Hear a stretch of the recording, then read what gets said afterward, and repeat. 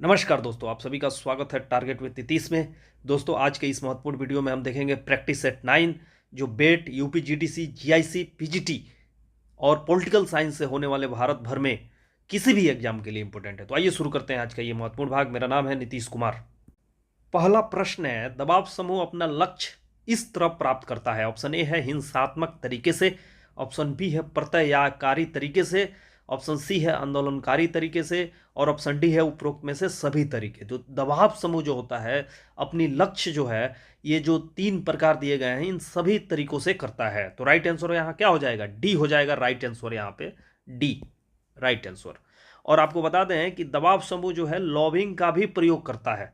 Lobbying अब क्या है? तो वह प्रक्रिया है जिसमें व्यक्ति, संगठन या प्रेशर ग्रुप सीधे तौर पर सरकारियों, मंत्रियों और विधायकों को प्रभावित करने की कोशिश करते हैं। सरकारी कर्मचारी यहां होना चाहिए, ठीक है? तो प्रभावित करते हैं और नीतियों में जो है अपनी बात मनवाते हैं। तो इसका राइट आंसर क्या हो जाएगा? D number. क्वेश्चन नंबर 2 है, दबाव समूह सबसे पहले कहां प्रारंभ हुए, यानी कहां शुरुआत हुई प्रेशर ग्रुप की? तो प्रेशर ग्रुप जो है अमेरिकी जो शासन व्यवस्था है उसमें शुरू से ही पाए जाते हैं, लेकिन इसकी 20वीं शताब्दी में प्रमुखता से ये देखने को मिले। प्रमुखता यानी कि मुखरता से सामने आए। तो राइट आंसर क्या हो जाएगा इसका? सी, यूएस से अमेरिका। क्वेश्चन नंबर 3 है, राजनीतिक दल सामान्यतः इस आधार पर बनता है। अपने ऑप्शन ए है आम हित, ऑप्शन बी है आम आर्थिक और राजनीतिक हित, ऑप्शन सी है आम समूह हित, और ऑप्शन डी है उपरोक्त सभी। तो राजनीतिक दल जो होते हैं वो common economic and political principle अगर रखते हैं तो उसके आधार पे वो बनते हैं। इनका यानी कि जो आर्थिक नीतियां होती हैं या पॉलिटिकल प्रिंसिपल होते हैं, यानी कि राजनीतिक सिद्धांत होते हैं, वो एक समान होते हैं, तब जाके एक राजनीतिक दल का गठन होता है। तो राइट आंसर हो जाएगा बी। क्वेश्चन नंबर 4 है, राजनीतिक दल गरीब लोगों की इस प्रकार सेवा करता है। ऑप्शन ए है सरकार के साथ उनकी समस्याओं को पहुंचाना, ऑप्शन बी है जरूरतमंद लोगों को निःशुल्क कानूनी सहायता पहुंचाना, ऑप्शन सी है उन्हें चुनाव लड़ने के लिए लगने वाली राशि मुहैया कराना, और ऑप्शन डी है उपरोक्त सभी उपाय। तो आप देख पा रहे हैं कि सरकार के साथ उनकी समस्याओं को पहुंचाना तो आज के समय में राजनीतिक दलों का जो है ये प्रमुख कर्तव्य नहीं रह गया है, ठीक है? ये आदर्शवादी युग में हुआ करता था। ऑप्शन बी है जरूरतमंद लोगों को निःशुल्क कानूनी सहायता पहुंचाना, ऐसा कुछ नहीं है। और ऑप्शन सी है उन्हें चुनाव लड़ने के लिए लगने वाली राशि मुहैया करना। तो ये राइट आंसर सबसे उपयुक्त होगा। और आपको बता दें कि ये जो है Delhi subordinate service selection board में पीजीटी के एग्जाम में पूछा गया प्रश्न है, और वहीं से मैं आंसर भी ले रहा हूं ऑफिशियल। क्वेश्चन नंबर 5 है, प्रभाव समूह अपने सदस्यों का हित इस पर दबाव डालकर आगे बढ़ाता है। ऑप्शन ए है संविधान पे, ऑप्शन बी है अधिकारियों पे, ऑप्शन सी है न्यायपालिका के, और ऑप्शन डी है उपरोक्त सभी। तो दबाव समूह जो है वो संवैधानिक रूप से भी आगे बढ़ते हैं दबाव डाल के, अधिकारियों पे भी दबाव बनाते हैं और न्यायपालिका पे भी दबाव बनाते हैं। तो राइट आंसर हो जाएगा डी नंबर। क्वेश्चन नंबर 6 है, लोक राय के कुछ वैशिष्ट निम्न दिए गए हैं, निम्नलिखित में से कौन सी गलती से सम्मिलित किया गया है? तो ऑप्शन ए है लोक राय यह एक निश्चित राय होती है, और ऑप्शन बी है लोक राय यह सशक्त चर्चा और कारणों पर आधारित होती है, ऑप्शन सी है सामान्यतः यह बुद्धिवादी अल्पसंख्यकों की राय होती है, और ऑप्शन डी है लोक राय आम हित पर आधारित होती है। तो इसमें गलती से शामिल किया गया है। तो राइट आंसर हो जाएगा सी, कि लोक राय जो होती है वो माइनॉरिटी अल्पसंख्यकों की राय नहीं होती, बल्कि एक जनसंख्या, काफी बड़ी जनसंख्या का जो है एक समान राय होती है, ठीक है? अब प्रश्न उठता है कि लोक राय, पब्लिक ओपिनियन व्यक्त करने का सबसे अच्छा माध्यम क्या है? तो न्यूज़पेपर है, मीडिया है, जो शैक्षणिक संस्थाएं हैं वो है, राजनीतिक दल है, पब्लिक ओपिनियन के साधन है, यानी कि लोक राय के साधन है। क्वेश्चन नंबर 7 है, अखबार लोक राय का प्रभावी माध्यम हो सकता है यदि वह सरकार की नीतियों से बद्ध हो, ऑप्शन बी है वह मुक्त और निष्पक्ष हो, ऑप्शन सी है वह कमजोर वर्ग के उद्देश्यों का समर्थन करता हो, और ऑप्शन डी है वह सरकार की नीतियों का तीव्र आलोचक हो। तो आप जानते हैं कि लोक राय का प्रभावी माध्यम अखबार तभी हो सकता है जब वह मुक्त और निष्पक्ष हो। तो राइट आंसर क्या हो जाएगा? बी। क्वेश्चन नंबर 8 है, लोक राय की निम्न में से कौन सी अत्यंत बेहतर परिभाषा है? ऑप्शन ए है the aggregate of all identical person opinion on a specific issue, विशिष्ट मामले पर एक जैसे व्यक्तिगत राय का पूर्ण योग, ऑप्शन बी है बहुसंख्यकों का राय का जोड़, तो ये तो गलत हो जाएगा, ऑप्शन सी है कुछ प्रभावशाली व्यक्तियों द्वारा दी गई राय का योग, यह भी गलत हो जाएगा। और ऑप्शन डी है राजनीतिक समुदाय में राजनीतिक दृष्टि से महत्वपूर्ण विचार जो अपेक्षाकृत बड़े वर्ग में लोगों बोले और बांटे जाते हैं। तो विशिष्ट मामलों पर एक जैसा व्यक्तिगत राय का पूर्ण योग ही जो है पब्लिक ओपिनियन कहलाता है। तो राइट आंसर हो जाएगा ए। क्वेश्चन नंबर 9 है, निम्न में से कौन लोक राय के साधन की सूची में गलती से सम्मिलित किया गया है? ऑप्शन ए है अखबार, ऑप्शन बी है शिक्षा संस्थाएं, और ऑप्शन डी है राजनीतिक दल, और ऑप्शन डी है उपरोक्त में से कोई नहीं। तो आपको बता दें कि अखबार, शिक्षा संस्थाएं और राजनीतिक दल ये सभी जो होती हैं ये लोक राय के साधन होती हैं। तो यहां राइट आंसर क्या हो जाएगा? डी, इसमें से कोई नहीं। क्वेश्चन नंबर 10 है, लोकतंत्र सरकार की सफलता इस पर निर्भर है कि लोक राय कितने दर्जे में सशक्त, विकसित और प्रभावी है। यह किसने कहा है? तो यह गेटल का कथन है। तो राइट आंसर हो जाएगा डी। क्वेश्चन नंबर 11 है, जो विषय समुदाय को प्रभावित करता है ऐसे विषयों पर आदमियों के विचारों का पूर्ण योग ही लोक राय सामान्यतः दर्शाती है। ऑप्शन ए है ब्राइस, ऑप्शन बी है बार्कर, ऑप्शन सी है गार्नर और ऑप्शन डी है ग्राहम ब्लास। तो ये जो कथन है ये है लॉर्ड ब्राइस की कथन है। तो राइट आंसर हो जाएगा ए। क्वेश्चन नंबर 12 है, लोक राय की सशक्त वृद्धि के लिए निम्न में से कौन आत्मघातक है? ऑप्शन ए है टेलीविजन, ऑप्शन बी है रेडियो, ऑप्शन सी है सिनेमा और ऑप्शन डी है सनसनीखेज पत्रकारिता।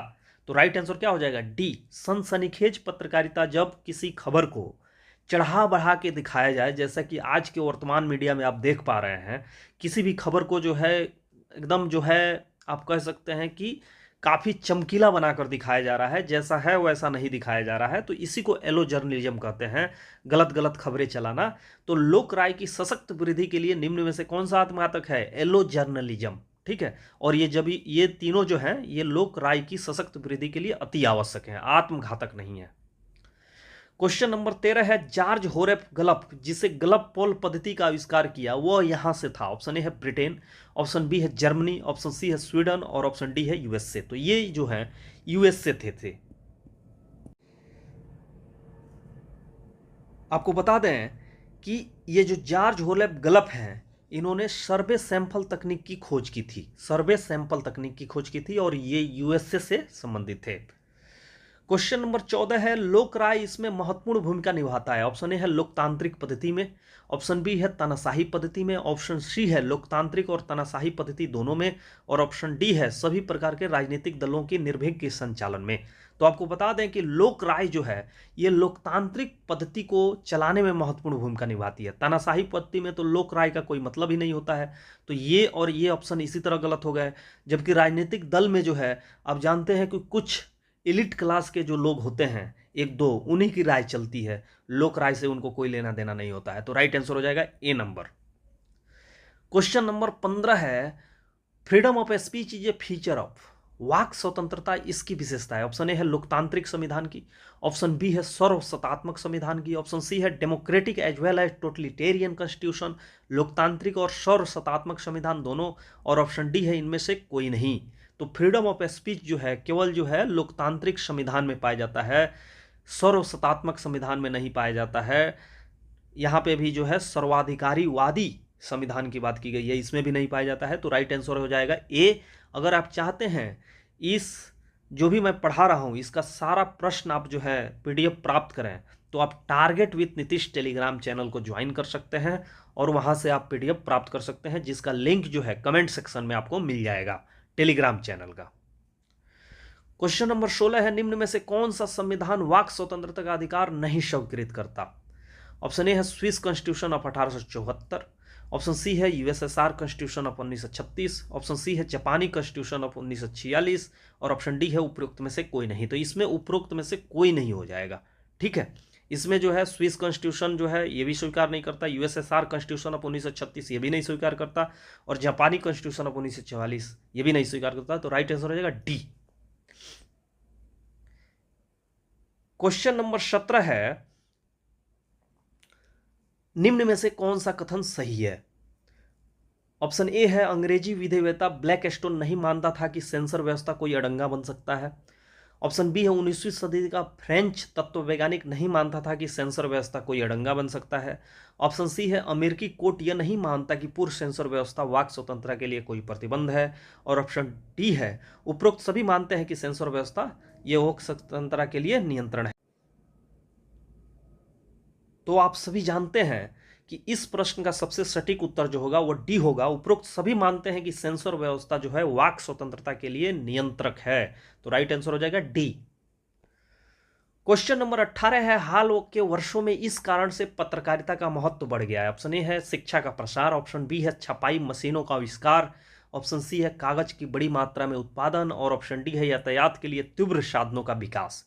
तो आप जानते हैं कि जब लोग ज़्यादा शिक्षित होंगे तो वे पूरे विश्व की सामाजिक, आर्थिक, सांस्कृतिक, राजनीतिक, वैज्ञानिक आविष्कार जानना चाहते हैं। तो एक तरह से आप कह सकते हैं ये सभी चीज़ें जो है पत्रकारिता के माध्यम से ही मिल पाएगी। प्रिंट मीडिया या इलेक्ट्रॉनिक मीडिया या डिजिटल मीडिया के माध्यम से मिल पाती है। तो शिक्षा का प्रसार जो है इस कारण जो है पत्रकारिता का महत्व बढ़ गया है, क्योंकि लोग जो है अलग अलग प्रकार की इंफॉर्मेशन को जानना चाहते हैं। क्वेश्चन नंबर 19 है प्रेस की स्वतंत्रता में शामिल नहीं है। यहां ऑप्शन क्या हो जाएगा? नहीं है। ठीक है, यहां नहीं जोड़ लीजिएगा, छूट गया है, नहीं है। तो ऑप्शन ए है सार्वजनिक समाचारों एवं विचारों को मुद्रित करने का अधिकार, यह है। ऑप्शन बी है समाचार एकत्रित करने का अधिकार, यह भी है। और ऑप्शन डी है किसी समाचार लेख को प्रकाशित न करने की स्वतंत्रता, ये गलत है, ये नहीं है। तो राइट आंसर क्या हो जाएगा? यहाँ पे सी नंबर हो जाएगा, प्रेस की स्वतंत्रता में शामिल नहीं है, ये सी नंबर। क्वेश्चन नंबर 20 है निम्नलिखित में से कौन प्रेस की स्वतंत्रता के अंतर्गत शामिल नहीं है? ऑप्शन ए है समाचार एवं विचारों को मुद्रित एवं प्रकाशित करने का अधिकार, ऑप्शन बी है मुद्रित पत्रों को वितरण एवं प्रसारण, ऑप्शन सी है लोकहित के मुद्दों पर बोलना एवं सार्वजनिक क्षेत्रों के लोगों की नीतियों की आलोचना। तो ये तीनों शामिल है, तो इसलिए राइट आंसर हो जाएगा डी, उपरोक्त सभी शामिल है। क्वेश्चन नंबर 21 है भारत में प्रेस की स्वतंत्रता है। ऑप्शन ए है संविधान में विशिष्ट रूप से प्रदत्त, ऑप्शन बी है अभिव्यक्ति की स्वतंत्रता के अधिकार में निहित, ऑप्शन सी है संसद के कानून के अंतर्गत उपलब्ध, और ऑप्शन डी है कार्यकारी आदेश के अंतर्गत उपलब्ध। तो आप जानते हैं कि भारतीय संविधान के आर्टिकल 19(1)(a) के तहत जो है आपको अभिव्यक्ति की स्वतंत्रता मिली है, जिसमें प्रेस की स्वतंत्रता भी निहित है। तो राइट आंसर हो जाएगा बी। क्वेश्चन नंबर 22 है भारत में प्रेस की स्वतंत्रता को प्रतिबंधित करने के लिए किन आधारों का प्रयोग नहीं किया जा सकता? ऑप्शन ए है राज्य की सुरक्षा, ऑप्शन बी है विदेशी राज्य के साथ मैत्रीपूर्ण संबंध, ऑप्शन सी है सरकार की नीतियों की अनुचित आलोचना, और ऑप्शन डी है शिष्टता या नैतिकता। तो आपको बता दें कि जो प्रेस की स्वतंत्रता पर प्रतिबंध लगाए गए हैं वो आर्टिकल 19(2) के तहत लगाए गए हैं। 19 सब क्लास 2 के तहत जो है राज्य की सुरक्षा भी शामिल है, विदेशी राज्य के संबंध भी शामिल है, और ये शिष्टता या नैतिकता भी शामिल है, बस ये शामिल नहीं है। तो राइट आंसर क्या हो जाएगा? यहाँ पे सी नंबर हो जाएगा राइट आंसर, सी नंबर हो जाएगा इसका उत्तर राइट आंसर। ठीक है, तो ये आपको याद होना चाहिए, ये शामिल नहीं है। जबकि प्रतिबंध जो लगाया जा सकता है प्रेस की वो उसको आर्टिकल 19(2) में व्यक्त किया गया है, जिसमें राज्य की सुरक्षा भी है, विदेशी राज्य के साथ महत्वपूर्ण संबंध भी है, और शिष्टता और नैतिकता होनी चाहिए आपके किसी भी काम में, ये है, और सी नंबर नहीं है। क्वेश्चन नंबर 23 है उदारवाद का पता लगाया जा सकता है। ऑप्शन ए है प्राचीन यूनानी विचारक, ऑप्शन बी है फ्रांसीसी क्रांति, ऑप्शन सी है 1688 की गौरवपूर्ण क्रांति, और ऑप्शन डी है स्वतंत्रता का अमेरिकी युद्ध। तो आप जानते हैं कि सबसे पहले जो डेमोक्रेसी का पदचिन्ह मिलता है वो प्राचीन यूनानी विचारकों के दर्शन में मिलता है। तो आप कह सकते हैं कि उदारवाद भी वहीं था, क्योंकि जहां अभिव्यक्ति की स्वतंत्रता होगी वहीं उदारवाद होगा। तो राइट आंसर हो जाएगा ए। क्वेश्चन नंबर 24 है उदारवाद केवल एक निश्चित सिद्धांत का अथवा दर्शन बन सका। तो 19वीं सेंचुरी 19वीं शताब्दी में जो है उदारवाद एक निश्चित दर्शन और सिद्धांत बन सका। क्वेश्चन नंबर 25 है एक दर्शन के रूप में उदारवाद सबसे ज्यादा निखरा इंग्लैंड में। तो राइट आंसर हो जाएगा ए, क्योंकि आप जानते हैं जॉन लॉक जो है उदारवाद के पिता कहे जाते हैं, जो इंग्लैंड के ही थे। क्वेश्चन नंबर 26 है उदारवाद इंग्लैंड में फला फूला क्योंकि? ऑप्शन ए है यह शक्तिशाली मध्यम वर्ग है, ऑप्शन बी है यह औद्योगिक रूप से उन्नत देश था, ऑप्शन सी है यहाँ राजशाही शासन व्यवस्था थी, और ऑप्शन डी है इसके पास अलिखित संविधान था। तो आप जानते हैं कि उदारवाद जो विचारधारा है यह शक्तिशाली मध्यम वर्ग की विचारधारा है। तो राइट आंसर हो जाएगा ए नंबर। क्वेश्चन नंबर 27 है प्रतिष्ठित उदारवादियों का विश्वास था कि ए प्रबल देशों को दुर्बल देशों पर शासन करने का अधिकार है, ऑप्शन बी है कोई भी देश को दूसरे देश से अनुचित लाभ लेने का अधिकार नहीं है, ऑप्शन सी है संपन्न राष्ट्रों को गरीब राष्ट्रों की मदद करनी चाहिए। ऑप्शन डी है गरीब राष्ट्र एकजुट होकर सुरक्षा देना चाहिए। तो इसमें सबसे उचित जो आंसर होगा वो बी नंबर होगा, कोई भी देश को दूसरे देश से अनुचित लाभ लेने का अधिकार नहीं है। तो राइट आंसर हो जाएगा बी। क्वेश्चन नंबर 28 है, उदारवाद का एक सिद्धांत व्यक्तिवाद इसकी वकालत करता है। तो आप जानते हैं कि उदारवाद एक ऐसी विचारधारा है जो अत्यधिक व्यक्तिगत आजादी का समर्थन करता है, मैक्सिमम फ्रीडम फॉर इंडिविजुअल। तो राइट आंसर हो जाएगा बी। क्वेश्चन नंबर 29 है, लेसेस फेयर शब्द सबसे करीब किससे जुड़ा हुआ है?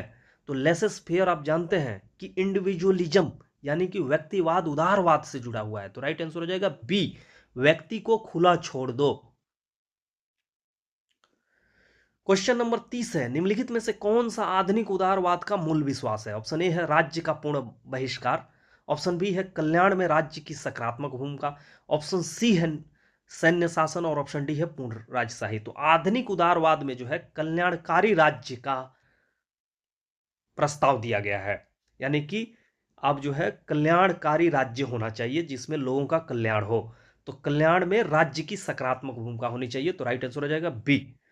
तो दोस्तों ये रहा आज का अति महत्वपूर्ण 30 प्रश्नों की श्रृंखला। आपको कैसा लगा कमेंट सेक्शन के माध्यम से जरूर बताइए। अगर आप पीडीएफ चाहते हैं तो टेलीग्राम चैनल ज्वाइन कर सकते हैं। दीजिए इजाजत, नमस्कार।